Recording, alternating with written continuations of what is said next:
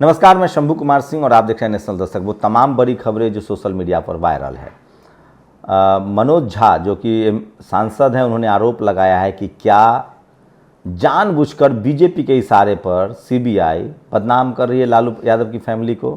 उन्होंने खबर पूछा है कि सीबीआई की रेड में क्या मिला नहीं मिला, ये बीजेपी नेताओं को कैसे पता है और मीडिया को कैसे पता है। क्या मीडिया वाले ही बीजेपी सीबीआई हैं या सीबीआई वाले ही मीडिया वाले हैं? तो सीबीआई ईडी वाले बीजेपी दफ्तर में बैठे हैं या बीजेपी वाले सीबीआई ईडी दफ्तर में? सूत्रों के हवाले से कौन खबर चलवा रहा है? राजद सांसद मनोज झा ने यह सवाल पूछा है। वहीं दिलीप मंडल ने कहा है कि सीबीआई एक असंवैधानिक है, क्योंकि गुवाहाटी हाईकोर्ट का फैसला है कि सीबीआई असंवैधानिक है। उसके खिलाफ केंद्र ने स्टे ले रखा है सुप्रीम कोर्ट से। आपको बता दें कि कांग्रेस ने 1960 के दशक में दिल्ली पुलिस एक्ट के तहत सीबीआई का निर्माण किया था। संवैधानिक तरीके से लॉ एंड ऑर्डर का मसला जो है वो राज्यों का मसला है। राज्यों पर नकेल कसने के लिए कांग्रेस ने सीबीआई बनाया था। वहीं ईडी का काम फेमा और फेरा की जांच करना है। तो तमाम जो आरजेडी समर्थक हैं वो लगातार उनके साथ बने हुए हैं और उनको लगता है कि लालू यादव को पॉलिटिकली फंसाया जा रहा है। तेजस्वी यादव ने कुछ बड़े सवाल पूछे हैं कि आप पब्लिक कीजिए। इनकम टैक्स के लोगों से कहा है कि आप पब्लिक कीजिए कि आपने क्या क्या सीज किया है, क्या क्या संपत्ति है। इस तरह से 600 करोड़ 150 करोड़ का घर, ये फर्जी खबरें चलाई जा रही है। आरजेडी के नेता ने ट्वीट किया है। मनीष कश्यप पर आते हैं। मनीष कश्यप की अब तक गिरफ्तारी नहीं हुई है, लेकिन वो लगातार अपने ही ट्विटर हैंडल से खबर फैला रहे हैं कि मेरी गिरफ्तारी हो गई। ये वीडियो ये तस्वीर देखिए।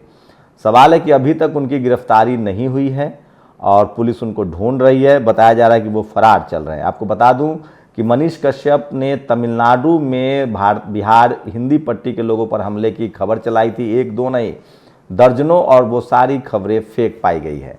आरोप लग रहा है कि वो देश में गृह युद्ध करवाना चाहते थे। उन पर आरोप है कि वो तमिलनाडु और बिहार के लोगों को आमने सामने लाना चाहते थे, लड़वाना चाहते थे, और ये सब कुछ पार्टी विशेष और संगठन विशेष के इशारों पर किया जा रहा था। फिलहाल मनीष कश्यप के खिलाफ बिहार और तमिलनाडु की पुलिस ने एफआईआर दर्ज किया है, जिसको लेकर जांच की बात कही जा रही है।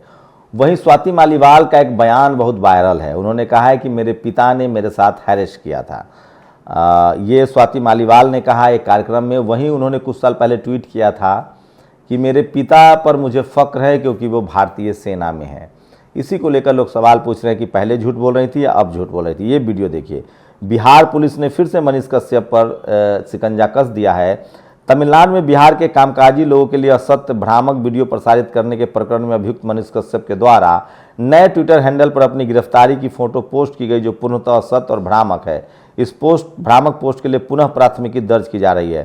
तो एक के बाद एक लगातार एक और एफआईआर जो है वो मनीष कश्यप पर दर्ज किया जा रहा है, जिसमें वो खुद नए ट्विटर हैंडल से, पता नहीं वो उनका है भी कि नहीं है। तो सोशल मीडिया पर लगातार ये खबरें चल रहा है। और देखिए, और ये देखिए, लल्लन टॉप पर गंभीर आरोप लग रहे हैं।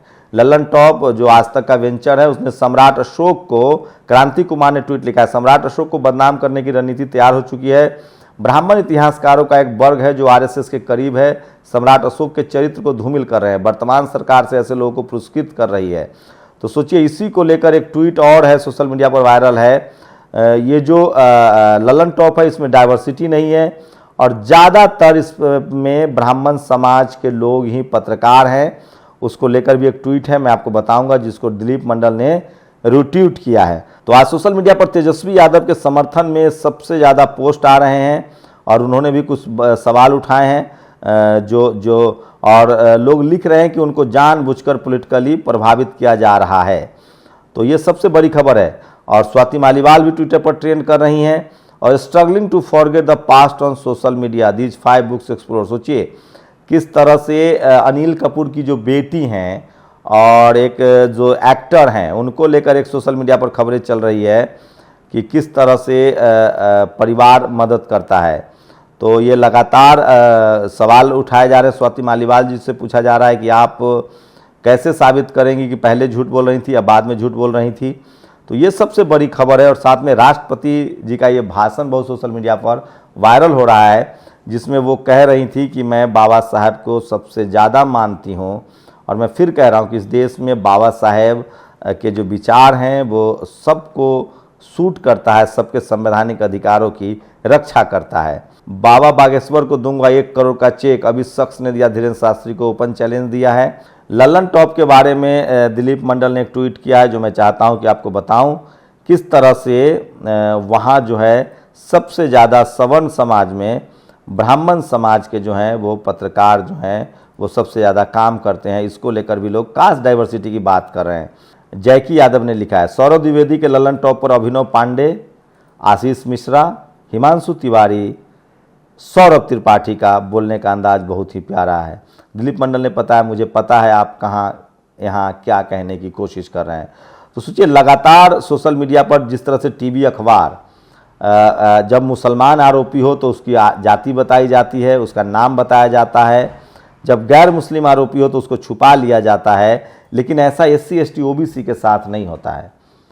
अगर जनरल कैटेगरी के आरोपी हैं, चूंकि पत्रकारों को सूट करता है तो वो बताते हैं, जनरल कैटेगरी के आरोपी नहीं हैं तो सबका नाम बताया जाता है। तो यही मैं कह रहा हूं कि इस देश में सबके लिए संविधान बराबर है, सबके साथ संवैधानिक तरीके से ट्रीट हो। और मैं इसीलिए कह रहा हूं कि आप अगर आज किसी एक धर्म और जाति के पक्ष में बोल रहे हैं तो कल आपकी बारी आ सकती है। मैं इसलिए कह रहा हूं कि आप सबको जाति धर्म से ऊपर उठकर संवैधानिक तरीके से बात करनी होगी, और अगर आप संवैधानिक तरीके से बात नहीं करेंगे तो कल आपकी भी बारी आएगी।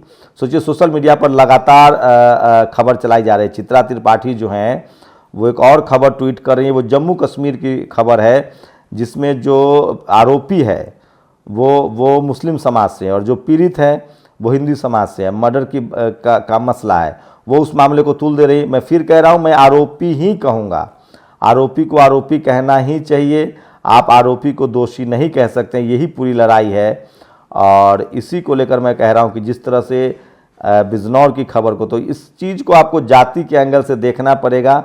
इस देश में मीडिया, खासकर टीवी और जो अखबार है, वहाँ डाइवर्सिटी नहीं है, और वहाँ जानबूझकर, चाहे कोरोना का मसला हो, चाहे किसी तरह के अपराध का मसला हो, जैसे उमर खालिद, खालिद शैफी, शर्जील इमाम, सबको टुंडा एक जो आतंक के आरोप में पकड़े गए थे, उनके बरी होने पर भी लिखा गया कि आतंकी टुंडा। जब वो बरी हो गए तो आतंकी कैसे? तो वही गलती जो मनु मीडिया कर रही है, वही गलती आप भी करेंगे तो आप लंबा नहीं चल पाएंगे। इसलिए संवैधानिक दायरे में रहना जरूरी है। आरोपी को आपको आरोपी ही कहना पड़ेगा, दोषी नहीं कह सकते हैं। पत्रकारिता इमोशन से नहीं, फैक्ट पर होना चाहिए, संवैधानिक तरीके से होना चाहिए। आप लोग की क्या प्रतिक्रिया, अपनी प्रतिक्रिया जरूर दीजिए। शुक्रिया।